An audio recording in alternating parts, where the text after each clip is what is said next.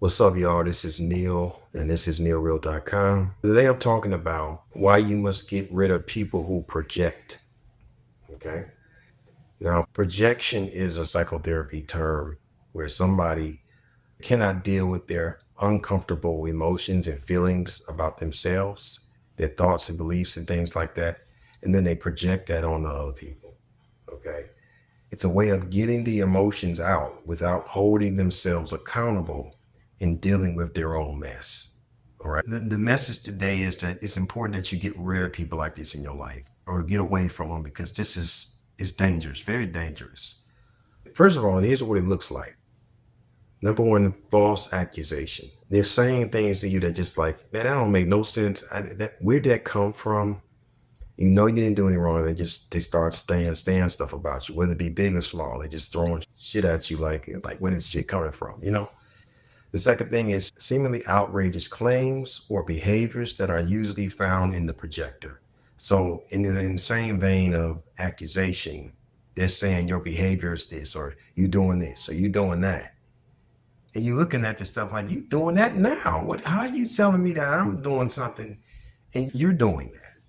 When sharing your dreams or goals, you hear stuff like, you can't do that, or you're going to fail. They're projecting how they feel about themselves in that particular goal that you have, or that dream that you have. You say you want to leave the country and do something. You can't do that. You can't make it out there. That country's not stable.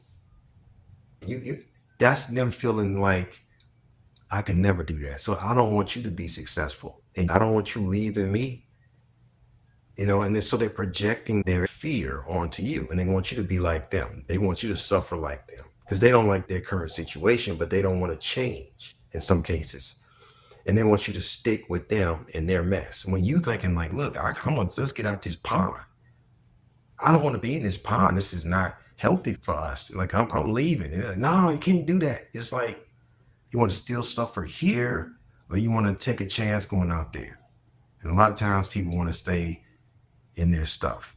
They want to stay in their misery and they want company. So those are the examples.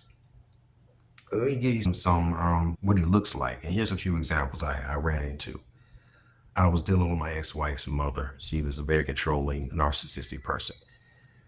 And this is clinical. When you look at the psychology research and you see the different aspects of narcissistic abuse, she fit all of that. Okay.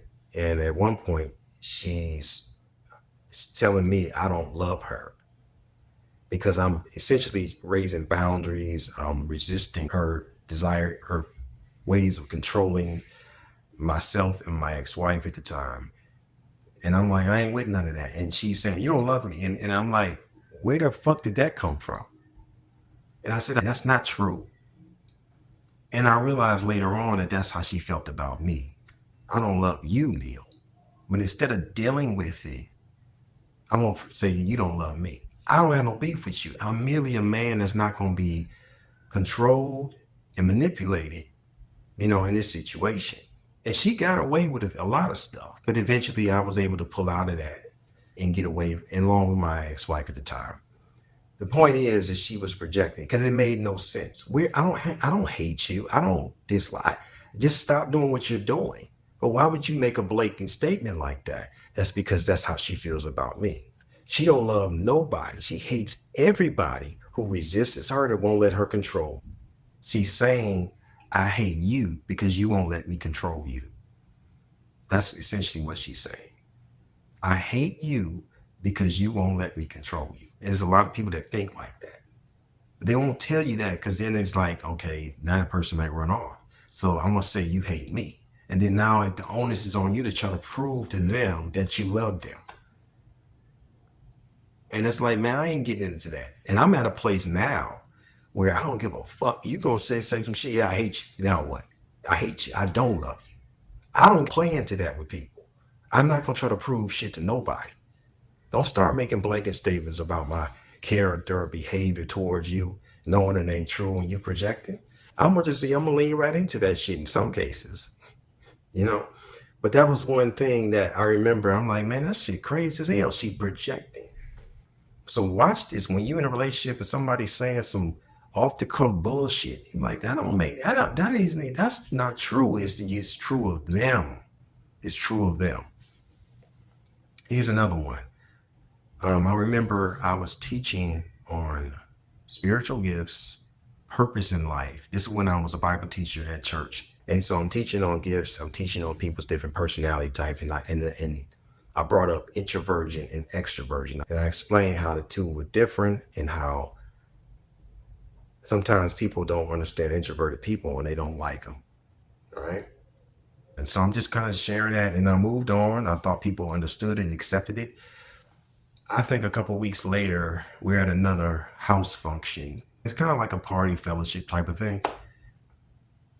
This woman who was at the meeting or at the previous talk I had about introversion and extroverts, she makes a blatant statement.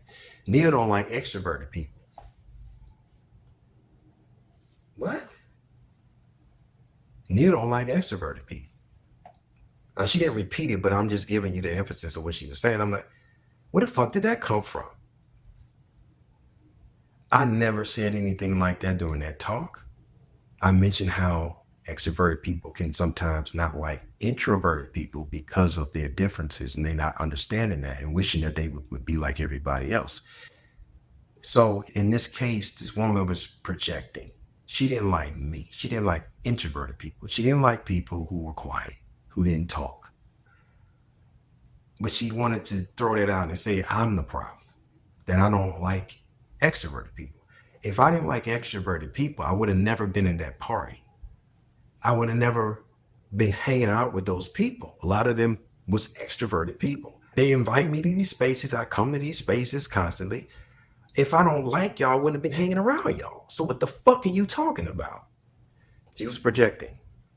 She's an extroverted female who refused to accept the truth that I gave her when I spoke about this, when I was teaching on it. And instead, she just, something in her, I don't like this little introverted motherfucker. But instead of saying that, she made it seem like I was sitting up there just hating on everybody in the room. Like, why would I be there then?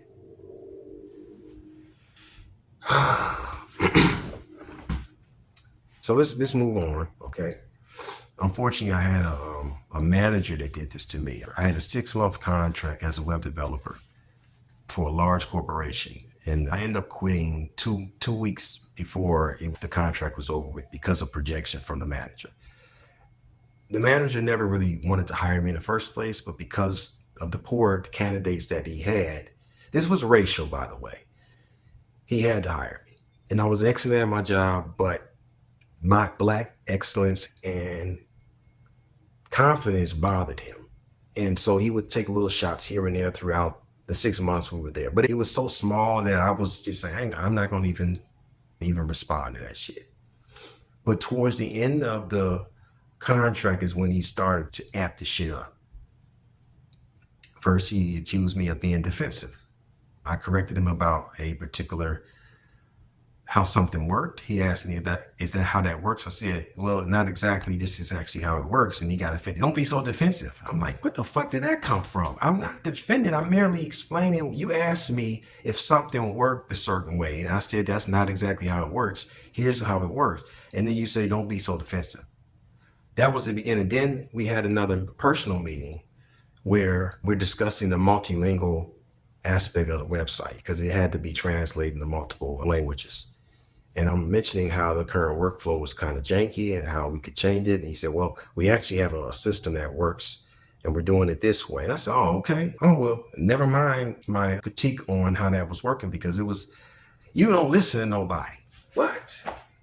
Literally just blanket accusation out of nowhere. Now, this guy was notorious for cutting people off, not listening to them, and all this other weird behavior he would do as a manager. And a lot of people would put up with it because what? They're scared to lose their job, right? This is the bullshit that people put up with it on corporate environment. These idiot, incompetent, insecure managers and supervisors and leaders.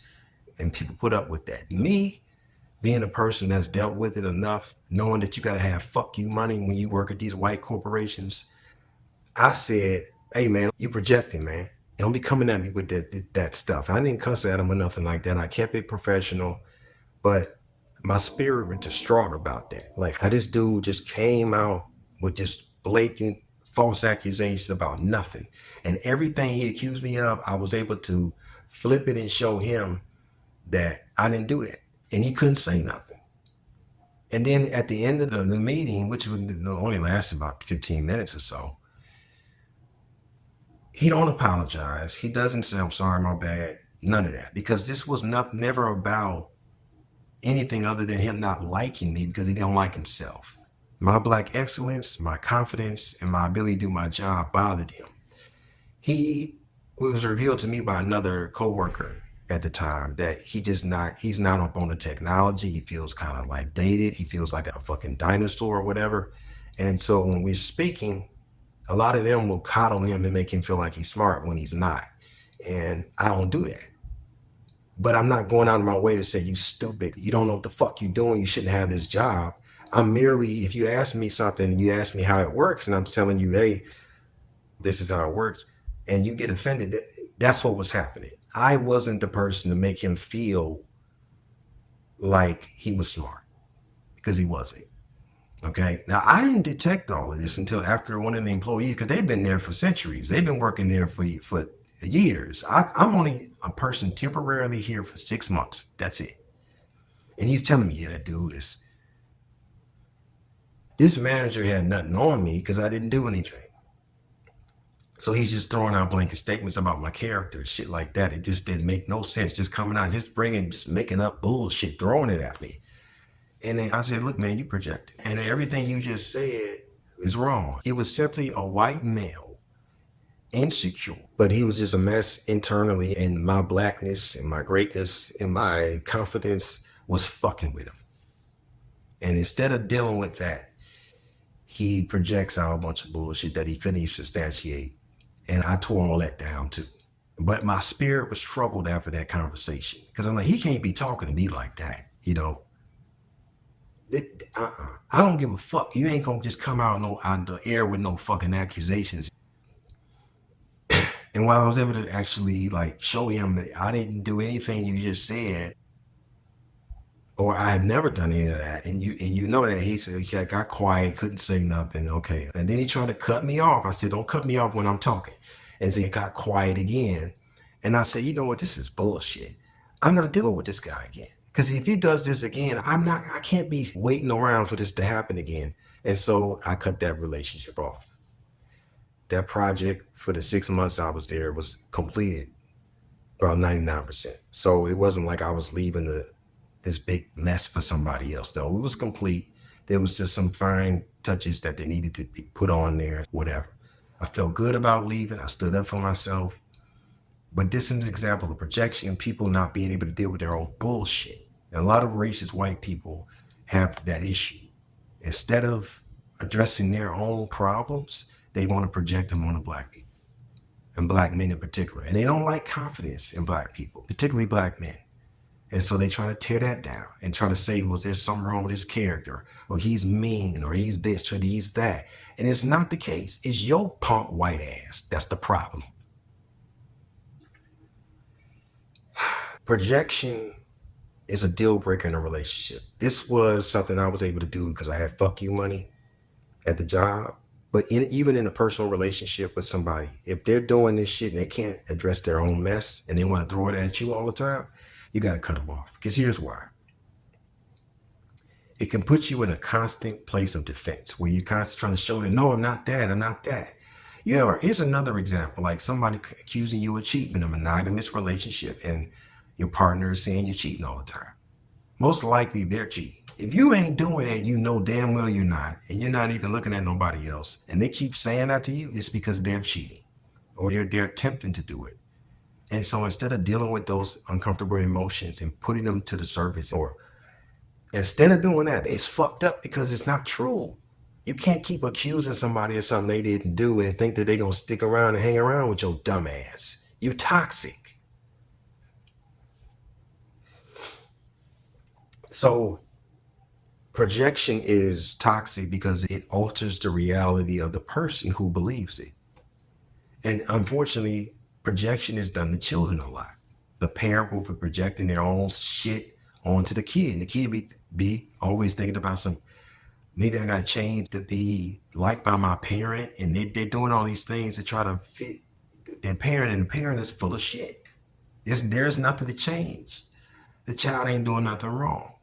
But the parent is projecting their issues onto that child. It's toxic because people become very introspective. Like, it started, maybe I need to change. Maybe, and I've been there. I've been that guy's that road of introspection, thinking about, no, because what happens to people like us who are deeply introverted, we'll go through the introspective process. We'll dig through every area of our psyche and our spirit and say, you know what, I didn't find nothing. Because I want to be a better person. If you're saying something wrong with me, I want to be a better person. But if I search and ain't nothing there, you full of shit. I'm going to come back and see you the fucking problem. And so I think it's dangerous. I hate this shit. I think it's one of the worst toxic behaviors that people have, especially when it's done to children. So I encourage you guys to look up projection. It's a psychological term. You can Google it, ask AI, but if you see this shit in your relationships, you need to check it and then say, look, this happens again, I'm done with your ass. Because you need to deal with your own mess. Okay? And then finally, it's a deal breaker in a relationship because it's evidence of a weak person who refuses to deal with their own negative feelings. They don't want to grow. So I'm a man of growth. Okay, I want to grow. I want to be better than the man I was 5 years ago. Yesterday. And I'm doing that. I'm a man of healing and growth and being a better person. You have to look at your own mess. Whatever you're dealing with in life, you got to fucking face that shit. Whatever happened to you in the past, you got to face that shit. But these motherfuckers will bury their feelings, bury all the negativity, and then start telling everybody else they ain't shit. No, you ain't shit. You full of shit. Deal with your mess, man. Don't throw that on nobody else. So that's all I got for you today. They blame you for everything, the hidden danger of projection. Are they always blaming you? It's not your fault, it's projection. Here's another one. They project because they're too weak to face themselves. Projection. How broken people try to break you. That's what it's all about. These are a few titles that I generated for this particular talk. But this is just something just to consider in your relationships. It's time to replace certain people if they're projecting. Okay, you can check them. It's not like we don't have grace for people. But once you acknowledge the behavior and then you address it and say, hey, this is what you're doing. And then they don't change that shit. After a few tries, and they just keep going back to this projection, they cut them the fuck off. That's not a healthy person. They're not healthy. Okay? That's all I got for you. Nealreal.com. Check out my book, Why We Suffer, the Parasites Program. And until next time, peace. Do you think suffering is just a part of life? Think again. What if it's engineered? Discover the parasite behind our pain and suffering and how to break free. Check out the book, Why We Suffer, the Parasites Program, a secular, spiritual, and alien explanation for worldwide suffering.